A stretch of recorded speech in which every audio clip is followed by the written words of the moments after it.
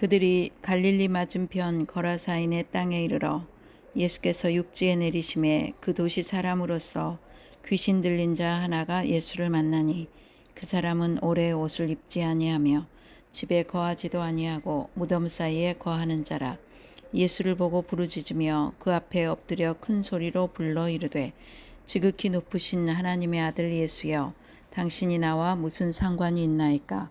당신께 구하노니 나를 괴롭게 하지 마옵소서 하니, 이는 예수께서 이미 더러운 귀신을 명하사 그 사람에게서 나오라 하셨음이라.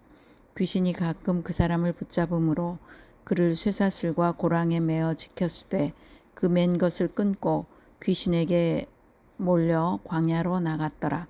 예수께서 내 이름이 무엇이냐 물으신즉 이르되 군대라 하니, 이는 많은 귀신이 들렸음이라. 무저갱으로 들어가라 하지 마시기를 간구하더니 마침 그곳에 많은 돼지떼가 산에서 먹고 있는지라.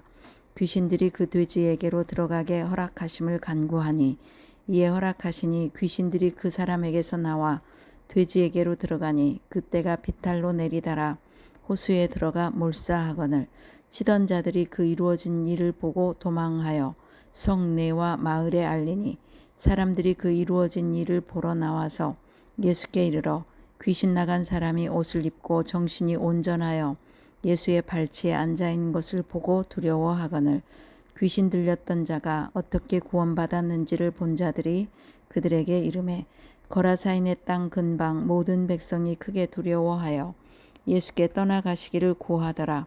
예수께서 배에 올라 돌아가실새 귀신 나간 사람이 함께 있기를 고하였으나 예수께서 그를 보내시며 이르시되 집으로 돌아가 하나님이 내게 어떻게 큰 일을 행하셨는지를 말하라 하시니, 그가 가서 예수께서 자기에게 어떻게 큰 일을 행하셨는지를 온 성내에 전파하니라. 오늘 우리에게 주신 말씀은 누가복음 8장 26절로 39절입니다. 강풍을 뚫고 찾아온 은혜, 그리고 너무 좁아서 그것을 못 썼는데요. 그리고 증인의 삶이라는 설교의 제목입니다. 강풍을 뚫고 찾아온 은혜, 그리고 증인의 삶입니다.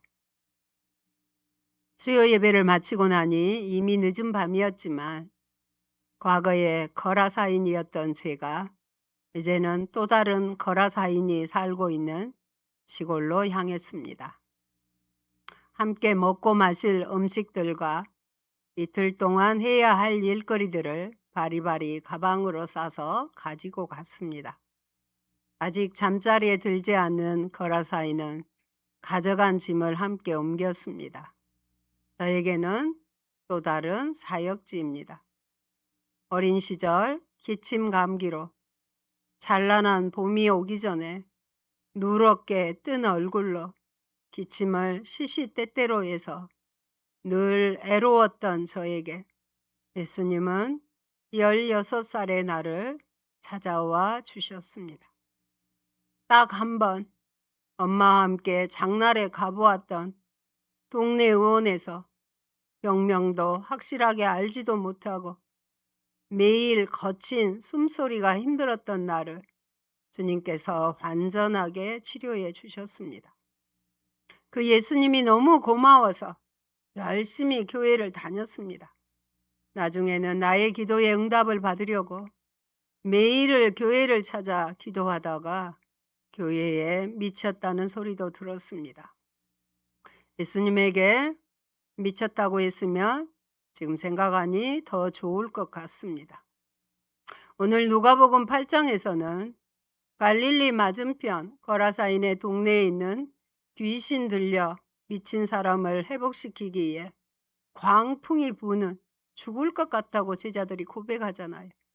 갈릴리 호수, 목숨을 부지하기 어려울 정도로 힘든 과정에서도 예수님은 거라사인의 광인을 찾아오십니다. 우리 모두는 정도의 차이는 있지만 하나님의 눈으로 보면 다 죄인이요 진노를 받아야 할 대상입니다. 예를 들어서 우리가 화를 낼 때마다 성경에 보면 마귀로 틈을 얻게 해준다고 했습니다. 그래서 마귀로 틈을 열어주어 귀신의 초소가 되게 합니다. 평생 죄책감도 없이 진정으로 회개하지도 않고 그때그때마다 화를 내고 때로 불평하고 원망을 했으니 우리 마음에는 얼마나 많은 귀신이 들어있을까요? 본문의 거라사인의 광인처럼 우리도 군대 귀신이 들린 자들입니다. 죄는 우리를 더럽게 하고 땅도 더럽게 합니다. 더러워도 씻지를 않으니 더 이상 옷을 입을 수가 없을 정도로 더러워진 우리입니다. 골로새서 1장 14절에 그가 우리를 흑암의 권세에서 건져내사 그 사랑의 아들의 나라로 옮기셨다고 말씀하십니다. 흑암의 권세, 마귀, 즉 귀신의 권세 아래 우리는 살았었습니다. 그런데도 주님이 먼저 찾아와 주셔서 회복시키시고 강풍 앞에서도 결코 꺼지지 않는 작은 등불 예수님을 우리에게 주셔서 또 다른 거라사인들을 찾아 나서게 하시는 것입니다. 예수님은 아무리 깊은 절망과 사탄의 결박에 묶인 자라도 완전하게 회복시키시는 은혜의 주님이십니다. 그 은혜를 집어 회복된 자는 이제 자신의 삶의 자리로 돌아가 하나님이 나에게 행하신 큰 일을 증거하는 실천적인 삶을 살아야 합니다. 오늘 본문에서 강풍을 뚫고 찾아오시는 예수님의 사랑을 살펴보도록 하겠습니다. 첫째, 한 영혼을 향해 강풍을 뚫고 가신 예수님이십니다. 사랑하는 성도 여러분, 오늘 우리가 함께 읽은 누가복음 8장 26절 이하의 말씀은 우리에게 너무나 잘 알려진 거라사 광인의 치유 사건입니다. 이 본문의 바로 앞 사건을 기억하시죠? 예수님과 제자들은 갈릴리 바다를 건너오다가 무서운 광풍을 만났습니다. 배에 물이 가득하여 위태로운 상황 속에서 제자들은 두려워 떨었고 예수님은 일어나셔서 바다와 바람을 꾸짖어 잔잔하게 하셨습니다. 그리고 마침내 도착한 곳이 어디입니까? 바로 오늘 본문의 배경인 거라사인의 땅입니다. 예수님께서 그 무서운 밤바다의 광풍을 뚫고 배를 저어 이곳에 오신 이유가 무엇일까요? 거라사 지방에 붙잡혀 무덤 사이에서 비참하게 울부짖고 있는 그 한 영혼을 구원하시기 위함이었습니다. 우리의 인생도 이와 같습니다. 우리가 아직 죄인 되었을 때에 세상의 거친 풍파 속에서 소망 없이 죽어가고 있을 때에 주님은 세상의 거친 장벽을 뚫고 우리에게 찾아오셨습니다. 오늘 이 말씀을 통해 우리를 찾아오시는 하나님의 압도적인 회복의 은혜를 깨닫고 그 은혜를 입은 자로서 어떻게 삶을 살아내야 할지 결단하는 복된 자리가 되기를 축원드립니다. 둘째, 하나님의 회복의 은혜입니다. 오늘 본문에 등장하는 인물은 인간이 겪을 수 있는 가장 비참한 파멸의 상태를 보여줍니다. 27절을 보면 그는 오래도록 옷을 입지 않았고 집이 아닌 무덤 사이에 거했습니다. 마태복음에서는 두 사람이라고 기록하고 있습니다. 사람들은 그를 통제하기 위해 쇠사슬과 고랑으로 묶었지만 그는 초인적인 힘으로 그것을 끊고 광야로 뛰쳐나갔습니다. 이것은 단순히 육체적, 정신적 질병의 문제가 아닙니다. 영적으로 사탄의 권세에 완전히 결박되어 인간의 존엄성을 상실해버린 비극적인 영적 실상입니다. 그는 자기 스스로를 제어할 수 없었고 이웃과 격리되었으며 죽음의 상징인 무덤에서 살아가고 있었습니다. 마귀는 하나님의 형상과 본질을 도둑질하는 도둑입니다. 도둑이 오는 것은 도둑질하고 죽이고 멸망시키려는 것입니다. 세상은 그를 쇠사슬로 묶으려 했습니다. 격리하고 통제하고 예면하는 것이 세상이 이 비참한 영혼을 대하는 유일한 방법이었습니다. 그러나 세상의 방법으로는 인간의 근본적인 묶임과 아픔을 해결할 수 없습니다. 바로 이러한 절망의 현장에 주님이 찾아오셨습니다. 주님이 온 것은 양으로 생명을 얻게 하고 더 풍성히 얻게 하려는 것입니다. 하나님의 회복의 은혜는 첫째, 조건 없는 주권적 은혜. 먼저 찾아오시는 은혜입니다. 거라사 광인은 예수님께 나와 도움을 청할 만한 온전한 정신이 없었습니다. 오히려 그의 안에 있는 귀신들은 예수님을 향해 당신이 나와 무슨 상관이 있나이까? 나를 괴롭게 하지 마옵소서라고 거부하고 대적했습니다. 그럼에도 불구하고 주님은 먼저 그에게 손을 내미셨습니다. 이미 더러운 귀신을 향해 그 사람에게서 나오라 명하셨습니다. 그 귀신의 숫자가 정확하게 기록한 성경이 있습니다. 마가복음을 보겠습니다. 모니터 보십니다. 5장 13절입니다.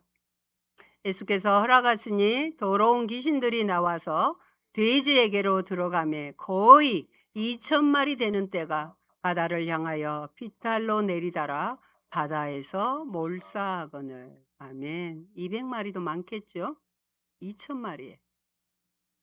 예수께서 내 이름이 무엇이냐 물으신즉 이르되 군대라 하니 이는 많은 귀신이 들렸다고 고백합니다. 군대를 레기온이라고 합니다. 레기온의 실제 규모는 당시 이스라엘을 지배하던 로마 군대의 편성 단위인 군단을 의미합니다. 한 개의 레기온은 대략 3,000명에서 최대 6,000명의 보병과 기병으로 구성된 거대한 독립부대였습니다. 즉 성경은 그 한 사람에게 최소 수천 마리의 귀신이 때로 들어가 괴롭히고 있었음을 군대라는 단어와 돼지 2,000마리라는 숫자를 통해 생생하게 보여주고 있습니다. 그래서 스스로는 아무것도 할 수 없고 귀신의 세력을 이길 수도 없는 죄인의 모습입니다. 우리도 의인이 아니라 수시로 사탄에게 문을 열어주는 연약한 존재임을 고백합시다. 그리고 구원자 예수님을 초청합시다. 회복의 은혜는 인간의 자격이나 요청에서 시작되지 않습니다. 전적인 하나님의 주권이며 거절할 수 없는 강권적인 사랑입니다. 사탄의 결박보다 강한 주님의 보혈의 능력이 그를 덮은 것입니다. 두 번째는 온전케 하시는 재창조의 은혜입니다. 예수님의 명령으로 군대 귀신들이 돼지 떼에게로 들어가 호수에 몰사한 후 마을 사람들이 나와 눈으로 목격한 장면은 충격적이었습니다. 35절 보실까요? 귀신 나간 사람이 옷을 입고 정신이 온전하여 예수의 발치에 앉아 있는 것을 보고 두려워하거늘. 여러분, 벌거벗었던 자가 옷을 입었습니다. 무덤 사이를 미친 듯이 소리 지르며 뛰어다니던 자의 정신이 온전해졌습니다. 그리고 무엇보다 그가 예수의 발치에 앉아 있었습니다. 예수의 발치에 앉아 있었다는 것은 누가 생각나죠? 마리아가 생각나죠? 주님의 말씀을 듣는 제자의 자리에 섰음을 의미합니다. 하나님의 회복은 대충 상처를 싸매는 정도가 아닙니다. 깨어진 하나님의 형상을 완전히 새롭게 하시는 재창조의 역사입니다. 영적 질서가 회복되고 이성이 회복되며 삶의 자리가 회복되는 완전한 치유입니다. 오늘 이 자리에 계신 성도 여러분 중에서 마음의 상처와 환경의 결박, 늘 반복되는 되풀이 되는 죄를 범하여 죄의 사슬에 묶여 신음하는 분이 계십니까? 거라사인을 온전케 하신 주님의 능력이 오늘 이 시간 여러분의 심령에 임하기를 소망합니다. 세 번째, 은혜 받고 셋째, 회복된 자의 실천입니다. 제자로서의 삶입니다. 회복의 은혜를 경험한 자에게는 반드시 삶의 변화와 실천이 따릅니다. 오늘 본문 38절과 39절은 치유받은 이 거라사인이 주님 앞에서 보여준 반응과 주님의 명령을 담고 있습니다. 우리는 이 말씀을 통해 은혜 받은 자가 삶 속에서 실천해야 될 구체적인 신앙의 태도를 배울 수 있습니다. 첫째는 주님과 동행하기를 열망하라입니다. 예배와 교제의 실천입니다. 38절을 보면 귀신 나간 사람은 예수와 함께 있기를 구하였습니다. 당연한 마음입니다. 자신을 지옥 같은 삶에서 건져주신 주님과 한순간도 떨어지고 싶지 않았을 것입니다. 은혜 받은 자의 첫 번째 특징은 주님을 향한 갈망입니다.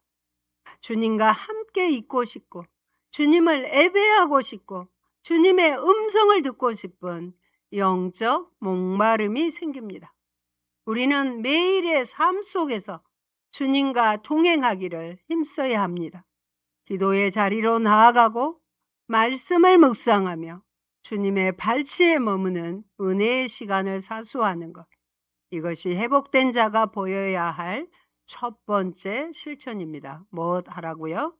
주님과 동행하기를 갈망하라는 것입니다. 둘째, 삶의 자리, 집으로 돌아가야 합니다. 일상의 회복입니다. 그러나 예수님은 그의 간청을 거절하시며 뜻밖의 명령을 내리십니다. 39절 전반부입니다. 집으로 돌아가 하나님이 내게 어떻게 큰 일을 행하셨는지를 말하라. 우리는 은혜를 받으면 일상을 대책 없이 팽개치고 특별히 어떤 특별한 곳으로 떠나야 한다고 생각할 때가 있습니다. 그러나 주님은 내 집으로 돌아가라고 말씀하십니다. 여기서 집은 그동안 귀신이 들렸기 때문에 식구들에게도 예면했고 파괴되었던 관계의 현장입니다. 부모와 자녀가 있고 남편과 아내가 있으며 나를 가장 잘 아는 이웃들이 있는 일상의 삶의 자리입니다. 진정한 영적 회복은 일상의 회복으로 증명되어야 합니다. 교회 안에서만 거룩한 성도가 아니라 나의 가정에서, 나의 직장에서, 나의 삶에 파괴된 관계를 복원하고 그곳에서 성실하게 살아내는 것이 진짜 은혜 받은 자의 실천입니다. 그리고 세 번째는 하나님이 행하신 큰 일을 증거하라. 복음 증거를 실천하셔야 합니다. 예수님이 그를 집으로 보내신 궁극적인 목적은 증인이 되게 하시기 위함이었습니다. 39절 다시 한번 함께 읽겠습니다. 집으로 돌아가 하나님이 내게 어떻게 큰 일을 행하셨는지를 말하라 하시니 그가 가서 예수께서 자기에게 어떻게 큰 일을 행하셨는지를 온 성내에 전파하니라. 자기 집만이 아니라 그 성 안에 다 전파했다는 것입니다. 사랑하는 여러분, 거라사 광인은 신학을 공부한 적이 없습니다. 전도 훈련을 받은 적도 없습니다. 제자 훈련을 받은 적도 없습니다. 그러나 그는 훌륭한 복음 전도자가 되었습니다. 어떻게 가능했습니까? 자기가 만난 예수님, 자기에게 베풀어 주신 하나님의 큰 일, 그 은혜를 있는 그대로 말했기 때문입니다. 우리의 전도는 거창한 논리나 지식이 아닙니다. 내가 전에는 무덤 사이에 살던 비참한 죄인이었는데 예수님이 나를 찾아오셔서 나를 이렇게 온전하게 바꾸어 주셨습니다. 라는 삶의 간증입니다. 주변의 거라사 사람들을 보십시오. 그들은 돼지 2,000마리가 몰사한 경제적 손실 때문에 두려워하며 예수님께 떠나달라고 강구했던 영적으로 어두운 자들이었습니다. 한 영혼의 구원보다 물질의 가치를 더 소중히 여겼던 타락한 사회였습니다. 예수님은 비록 그들의 겁으로 그 땅을 떠나시지만 대신 회복된 그 한 사람을 그 땅에 선교사로 심어두고 가셨습니다. 우리 역시 마찬가지입니다. 하나님이 나를 먼저 구원하시고 이 땅에 살려두신 이유는 여전히 돈이 최고라 믿으며 영적 무덤 사이에서 방황하는 나의 가족과 이웃들에게 하나님이 행하신 큰 일을 말하도록 하기 위함입니다. 그러므로 거라사의 선교사로 살아가십시오. 오늘 말씀을 맺습니다. 거라사의 광의는 왜 예수께서 이 땅에 오셔야 했는지를 보여줍니다. 그는 죄와 사망에 매여 사탄에 매여 하나님의 형상이 철저히 파괴된 존재를 가리킵니다. 예수님은 고립되어 소외된 채 짐승처럼 살던 한 사람을 구원하시고 회복해 주셨습니다. 쇠사슬과 쇠고랑만이 그를 통제할 수 있을 만큼 철저하게 인간됨을 상실한 사람을 주의 발 아래 앉은 자로 온전케 하셨습니다. 메시아의 사명을 따라 매인 자에게 자유를 주시고 예수님은 살았지만 죽은 것이나 다름없는 이에게 새 생명을 주신 것입니다. 지금도 사탄은 불의한 제도와 문화와 가치관을 통해 인간이 인간을 학살하고 유린하고 착취하게 하고 있습니다. 교회는 오늘 이 세상에 해방과 안식을 향한 주의 새 창조 사역으로 부름받은 존재입니다. 예수님은 강풍을 뚫고 거라사 땅에 가셔서 세상이 버린 한 영혼을 군대 귀신의 결박에서 완전히 자유케 하셨습니다. 옷을 입히고 정신을 온전케 하사 주님의 발치에 앉히셨습니다. 이 놀라운 회복의 은혜가 오늘 예수를 그리스도로 고백하는 저와 여러분에게 동일하게 임한 줄 믿습니다. 아멘. 아멘 하십시오.